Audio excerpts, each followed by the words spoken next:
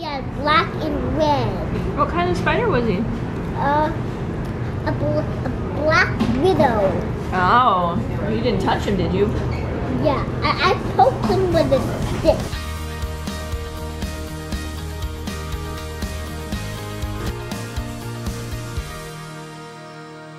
Good morning, guys. What's up? I am getting ready to leave for my second day of work, and we're headed off on our camping trip tomorrow. So Kevin's going to spend probably most of the day getting ready for that, getting packed. Brendan's got school today, so he should be out of Kevin's hair for most of the time that Kevin's packing up. You ready to go to school? Oh, you look ready. You look so ready to go to school. You okay? What's the matter? Sleepy still? Yeah, that's right. As soon as you get to school, you'll wake up. You'll find your friends and run around and find bugs, right? Yeah. Yeah, Brendan's lucky to have friends at school who love bugs as much as he does. So as soon as he gets there, they all just run off and look for spiders and creepy crawly things in the wood chips. So that'll be his morning. I'm off in a few minutes to work, and Kevin's gonna spend the day packing.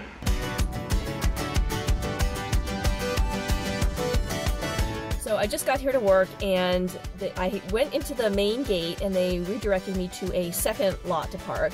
So I went to that lot and then they redirected me to a third lot. So I think the parking's not totally squared away yet, but anyway, I'm here at work and hopefully I'll have another good day. Okay, the first thing you gotta do is empty out the trunk. This is Brendan's umbrella stroller. And this is his medium stroller. We also have a bigger stroller, but that's in the storage unit. Here's his booster seat. We don't really use it. He's at that age where I think he can start to switch over in terms of size-wise and age-wise, but we still keep him in his child seat for now. We'll leave the jumper cables in here, obviously in case we need them. Wow. Krista calls me a pack rat, which I am, in fairness, I kind of am.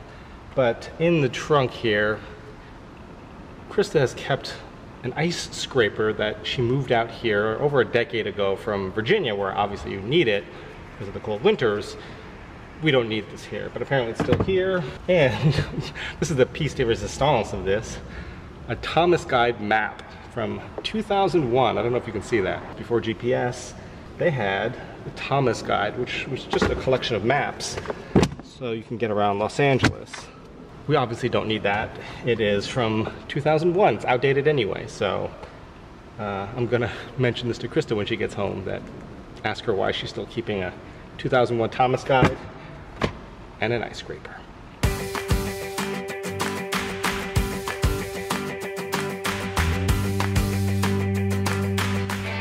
We've got our tent, our 3 chairs, our little stool, the tarp, sleeping bags, the two tubs full of stuff, bug catching nets.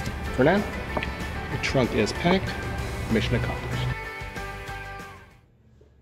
Okay, so I just exited Aaron Brothers. I got Krista, I framed something for Krista as a gift for Mother's Day.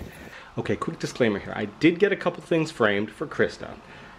They were for Mother's Day, but I didn't realize that custom framing, I guess, takes a substantially longer time than going in and buying a frame and putting something in a frame. While I went in a couple days before Mother's Day, they told me it would take a week to 2 weeks, so it took a little while to get done. So it was a Mother's Day gift, and Chris is just getting it late, which I already told her about, and she got flowers for Mother's Day, and we went to brunch, but the actual gift that I had planned to give her is coming a little bit late. Krista's home, and I have something to show you.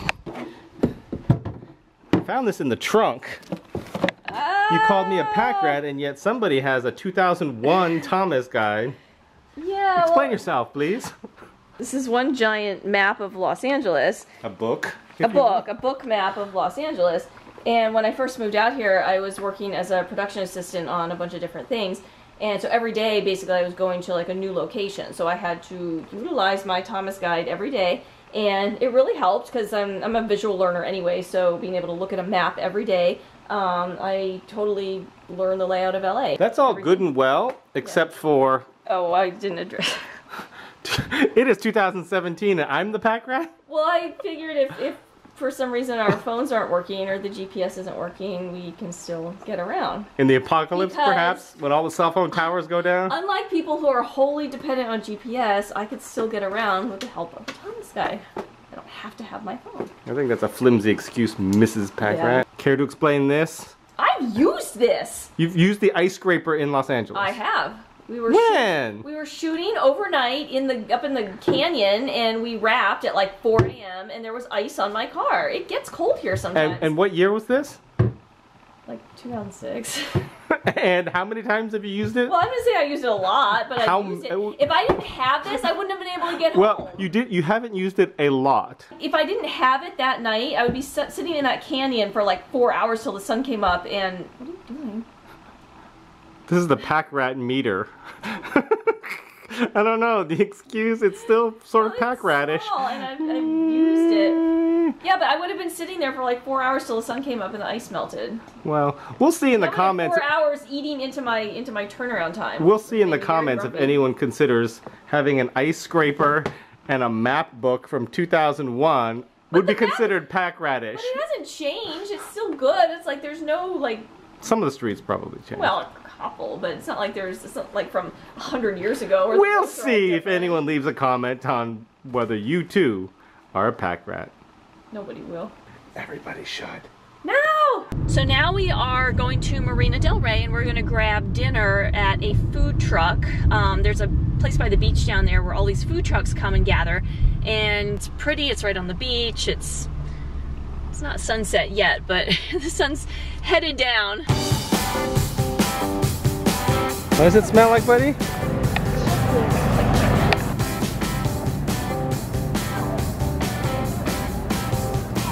A lobster burrito, that sounds pretty awesome. Organic and free range and farm to table. Oh, this is one you were interested in, the empanada.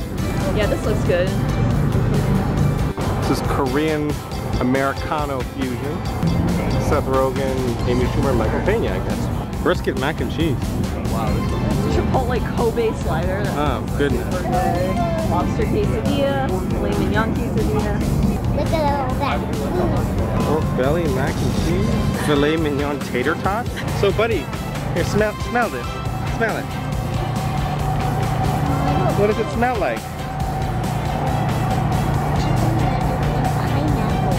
You're pretty close. It's beef brisket. So we got our food from the trucks, and now we're headed to the beach to sit at some tables and eat dinner. I decided to get the Argentinian food because I've never had Argentinian food. So I always try to go for stuff that I've never had before. 3 empanadas, a beef, a chicken, and a ham and cheese. And then we got the salty fries. Yeah, I got the... Nothing. Yeah. Salty fries with salty. They are salty. Here's the brisket, And these mac and cheese. Smoky.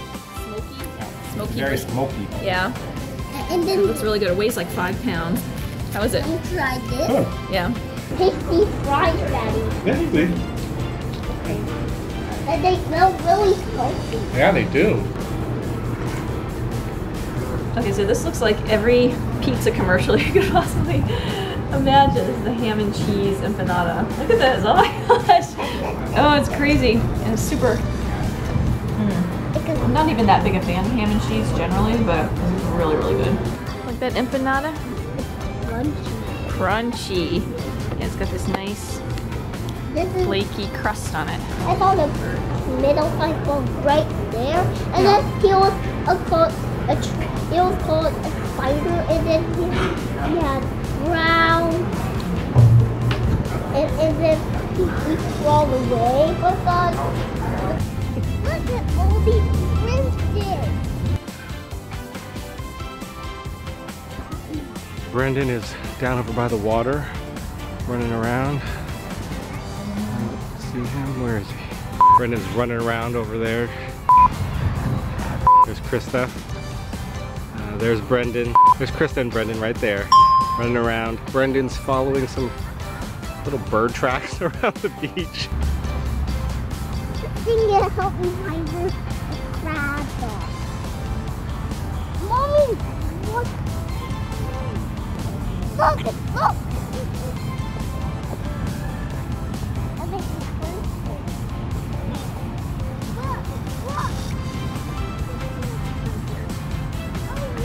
What is that? A long pokey shell. A long pokey shell? I want to bring it with me. Hey, look at this yellow thing right here. I think this is a piece of plastic, bud. Oh yeah. Ah! What? That's a lemon. Old dry lemon. Keep going. Can you hold this thing? What is that? This is a chunk of concrete. Hey, Krista. Come here. I ordered it before Mother's Day, but it took a little while. Custom framing doesn't happen as fast as I had anticipated. Oh my gosh, look at that! Thank you so much. I know I've had these upstairs, but I haven't ever done anything with them. I haven't gotten them framed or anything. Oh, this is really nice.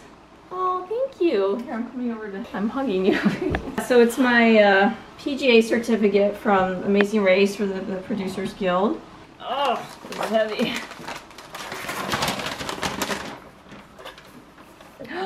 Oh, wow! Certificate when we won the Emmy a few years back. And this is another thing, I've had this up for a long time upstairs, but I never did anything with it. Oh wow, now it's like a nice framed piece of art. Oh, that's so cool.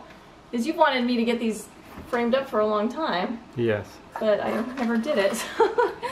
And that's one of the clue envelopes. Yeah, one of the clue envelopes from the show where they rip the clues to run to different locations. So. That thing is big. It is big.